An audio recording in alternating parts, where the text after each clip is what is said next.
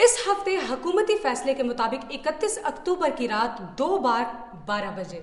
जी वकास, 2 बार? हुकूमत के तो मुस्तकिल 12 बजे हुए हैं। ओहो, जो घंटा आगे किया गया है मैं उसकी बात कर रही हूँ। जी बल्कीस, पहले 1 घंटा इसलिए आगे किया गया था कि इससे बिजली की कोई बचत होगी। तो फिर हुई बचत? नहीं, बिल्कुल भी नहीं। हुकूमत ना तो दुकानें वक्त पर बंद कराने में कामयाब हो सकी और ना ही घरेलू इस्तेमाल की बिजली में कोई कमी वाकई हुई। लोग दफ्तरों से घर आने के बाद ये टीवी शीवी और कंप्यूटर का इस्तेमाल ज्यादा करने लगे। तो अब गवर्नमेंट क्या सोच रही है? इस गवर्नमेंट का सोच विचार से कोई ताल्लुक नहीं, मगर अब ये फैसला हुआ है कि घंटों के चक्कर में पड़ने के बजाय दिनों का चक्कर शुरू किया जाए। मैं समझी नहीं।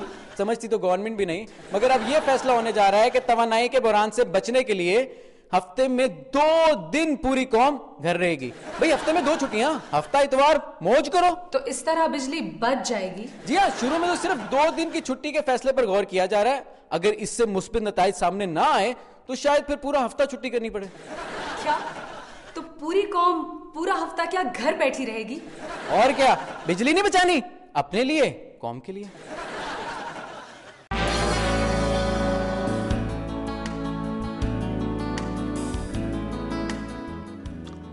अरे भैया,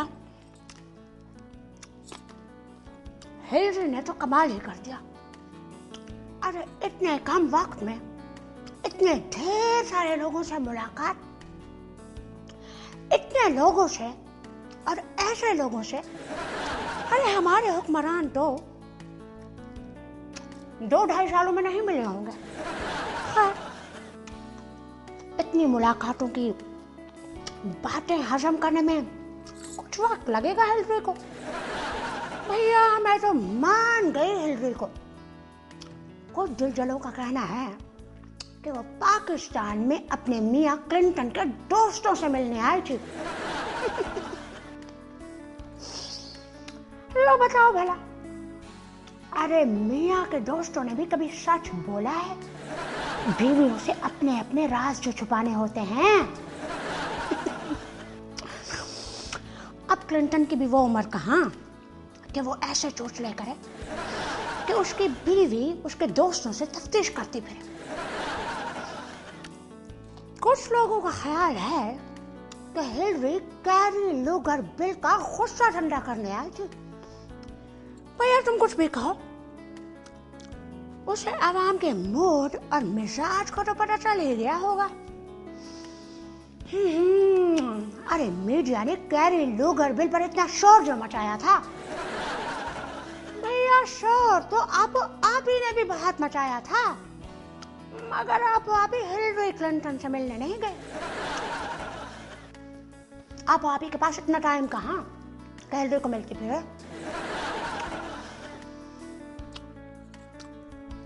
पहले अमरीकी हुक्मरानों से ही सूरत हाल पूछकर रुखसत हो जाया करते थे। अरे हुक्मरानों को कुछ पता होगा तो किसी को कुछ बताएंगे ना। अरे खुशामदी तो हुक्मरानों को यही कहेंगे कि आवाम आपकी क़यादत में गीत गा रही है। आज के हुक्मरानों में तो इतनी हिम्मत नहीं है कि अपनी सियासी जमातों का कन्वेंशन ही बुला लें या फिर मेंबरान से उनके दिल का हाल ही पूछ लें। अरे रहने दो हुक्मरानों को। अरे मेरा आज का मशवरा हिलरी के लिए है। अरे हिलरी, तुम सुन रही हो या तुम्हारा कोई नुमाइंदा सुन रहा है तो भैया अपनी पॉलिसियां तब्दील करो। दोस्त कहा है तो दोस्त बन के भी दिखाओ। अरे बस, पाकिस्तानी अवाम अब कुर्बानी का बकरा बन के थक गए। बस बहुत हो गया, बदल लो अपनी पॉलिसियां। हमारे क्रिकेट कप्तान यूनुस खान 2011 तक कप्तान बना दिए गए हैं। अब सीनियर खिलाड़ियों ने कप्तान को समझाया है कि मार नहीं, प्यार के असूलों पर अमल करें। बाखबर ज़राए के मुताबिक साबिक नायब कप्तान मिसबाउल हक ने 10 खिलाड़ियों के हमरा जाकर पीसीबी के चेयरमैन से कप्तान यूनुस खान के रवैये के खिलाफ शिकायत की थी और इमरान फरहत उन खिलाड़ियों में शामिल नहीं थे। इसलिए इमरान फरहत हमारी तीनों किस्म की टीमों में शामिल हैं, जबकि मिसबाउल हक बाहर बैठे। आप क्या समझते हैं कि सियासत सिर्फ इस्लामाबाद में होती है? अगर सियासतदान सियासत को खेल बना सकते हैं तो खिलाड़ी खेल को सियासत क्यों नहीं?